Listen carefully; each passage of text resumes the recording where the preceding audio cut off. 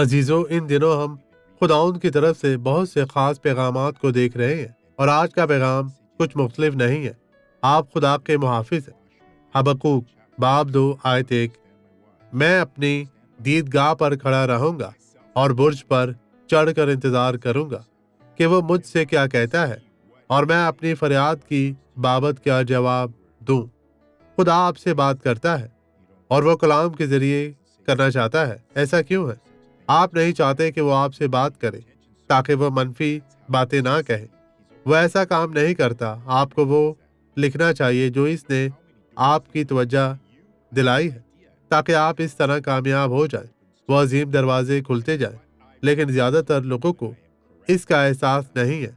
क्या आप जानते हैं कि इसने आपके लिए कितने दरवाजे खोले हैं? मुझे कोई अंदाजा नहीं।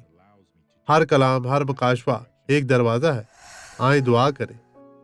बाप, हम इन तमाम लोगों के लिए दुआ गो हैं जो तेरी मदद के मोहताज हैं, जो तेरी खिदमत करने के लिए खुद को तैयार करते हैं, जो तेरे शाना बशाना चलने के लिए और तेरी मर्जी के मुताबिक काम करने के लिए तैयार है।